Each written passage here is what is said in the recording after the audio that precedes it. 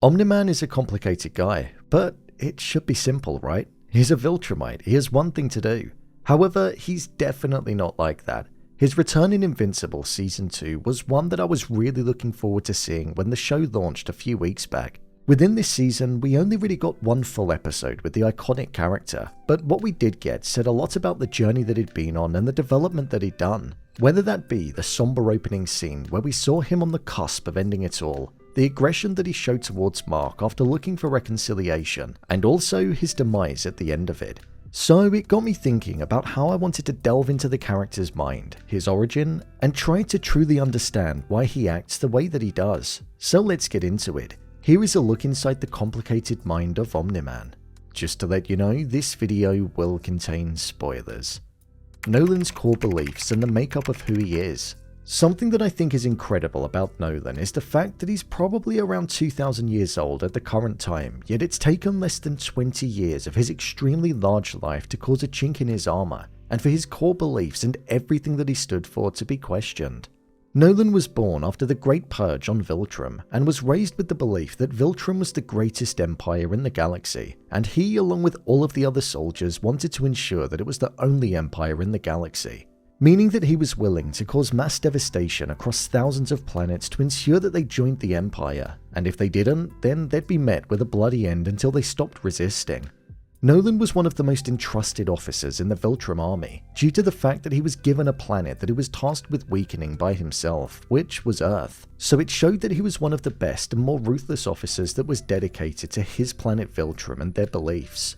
Viltrum beliefs are made up of those which make them look down on other races and species, and believe that even amongst their own kind they should only breed with the strongest, in order to not undo the work that had been done in purging their own population in order to find the strongest that there were. They're relatively emotionless and tend to carry out the job at hand in an efficient way, even if that means that there's a lot of bloodshed. Due to their extreme genetics and powers and abilities, they don't really ever tend to worry about external threats, because it's only their own kind that seem to be a threat to them. Nolan growing up on Viltrum and being raised in this environment is something which made up his core beliefs and his environmental influence on his personality. Something which came through when he was slaughtering the Guardians of the Globe, and also when he was releasing his anger on Mark. For example, when he was called out for killing the Guardians of the Globe, Cecil reminded him that they were once his friends, but all he did was refer to them as weak and informed him that he had a job to do. So it showed that even if he did see them as friends once upon a time, he put the future of the Viltrum Empire above his own emotions. One of the main lines that Nolan said at the end of Season 1 when he was betraying everybody that he was supposed to love was, "I'm loyal to Viltrum." So it showed that at that moment nothing came above his love for the Empire that he was part of expanding. Nolan's relationship with Mark, his family, and how it changed him. The major thing that changed Nolan and caused 20 small years to impact a larger 1980 was his relationship with his son, Mark. It influences him far heavier than what being with Debbie ever did. I know he said that he thought of her as a pet, but I'd actually say that there is a deeper sense of care that's there, because when Cecil said to Nolan that Debbie deserved an answer as to why he betrayed everybody, Nolan responded with, "Don't say her name," which showed that there was something more than just viewing her as a pet there, because he was probably slightly hurt over the pain that he'd caused her. Plus, there was also another scene when he was explaining to Mark that he couldn't tell Debbie why he was actually on Earth, and judging by the flashback, it did look like it was eating away at him slightly. When we look at Mark, there were so many occasions where we saw that Nolan was impacted by the thought of losing his son, Mark thinking wrongly of him, and the relationship that they had being destroyed. If we go back to Season 1 Episode 7, Nolan was practicing what he was going to say to Mark about why he was on Earth and why he killed the Guardians of the Globe, as he didn't want it to result in what did eventually go on to happen. After practicing a couple of times, we saw him basically question why he was acting like that. And then I would imagine the image of Viltrum and the Empire kicked in, entered his head, and he thought that he shouldn't care what his son would think. There was also another occasion in that episode where Cecil was speaking with Nolan, and he mentioned Mark, and he said, "Does Mark know that his father's a murderer?" And in that moment, we saw that Nolan's face changed completely, showing that he was hurt inside, knowing that his son would think differently of him once he eventually found out the truth. But once shrugging it off, and after reminding himself why he was there, he simply said, "You can't stop me." And his facial expressions and mannerisms changed again as to what they were when he was on Viltrum, and acting with that part of his mind being channeled. Nolan's love for his son was something which ultimately caused him to flee the planet and stopped him from delivering that final blow to his son after acting with his former self's mind. The look upon Nolan's face after being reminded of times when Mark was younger, being paired with Mark also saying that even once everybody was long dead because of how humans age, at least he would have been left with his father. So after hearing that, Nolan left never to return because of the shame of what he'd done, and because he was so conflicted on how to feel.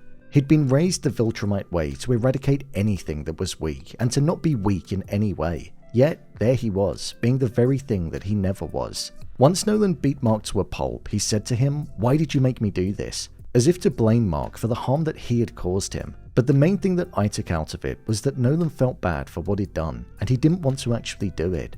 With Nolan shedding a single tear over the fact that he'd harmed his son, that was the most emotion that we'd ever got out of the character when it came to being reflective and acknowledging actions that caused pain to others, something which only one person was able to do: his son.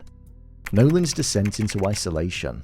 Nolan's descent into isolation was a section where we saw the darkest parts of his mind coming to the forefront and being projected outwards. This was following what happened in the Season 1 finale, and he was quite literally on his own, just travelling for millions of miles without a care for himself and nowhere to go. This is a man who was used to bringing planets down to their knees, and he was simply going past them and not even looking to seek haven there.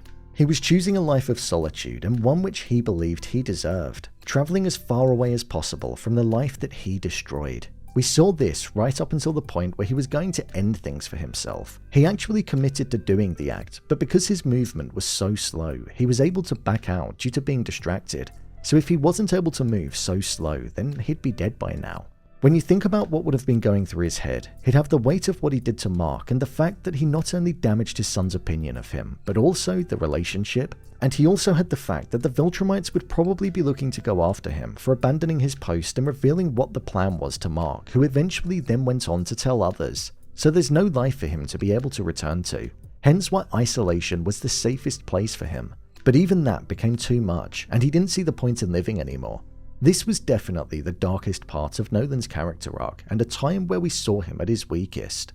The man who never truly showed emotion was wearing his heart on his sleeve, and he was almost no more. The human part of his mind came to the forefront in this section, and the Viltrumite was pushed to the back. The Influence of the Thraxans. I would say that the Nolan that we saw on Thraxa was him essentially bidding farewell to the belief system that he was raised to have, and the human part of his mind that he'd been living for the past 20 years became the very thing that he adopted. Nolan was on Thraxa moments after being on the cusp of ending it all, and he was a shell of the person that he once was. However, their kindness and gratitude for him saving them led them to want him to be their ruler. I think Nolan found comfort in being around the Thraxans because he saw the best of a species. Thraxans have a lifespan of about 9 months to a year, something which is drastically different to Viltrumites who live for thousands of years, and even age slower the older that they get. I believe he was exposed to a different, deeper way of living, and whilst he referred to the humans as being like cavemen, I think he saw the amount of life that one can live in a short amount of time with the Thraxans, and he saw value in it, something which he never saw before. Hence why when the Viltrumites came and slaughtered the Thraxans, he felt so emotional towards it, because they were innocent creatures. He was faced with what he was to the humans not even that long ago, and he didn't like the look of it. He saw the evil nature that was within. Nolan's mind in its current state is one that's so far from the time where we were first introduced to him. He no longer believes in growing the superior species in the galaxy. He's the father of a child that's part human and another child as well that's part Thraxan. I firmly believe that his mind is no longer in a conflicted state, and even though that exposure to the other side and mindset has been shown to him, I don't think he's truly been redeemed or reformed yet, as was supported when he grabbed his son by the neck and was on the cusp of taking his anger out on him, just like what we saw in the Season 1 finale. Nolan's mindset will continue to change over the course of the remainder of Season 2, and personally, I can't wait to see how much more it develops. So, there you have it, a look inside the mind of the complicated character which is Omni Man. If you want to see this type of video done on any other character in the show, then comment below. See ya.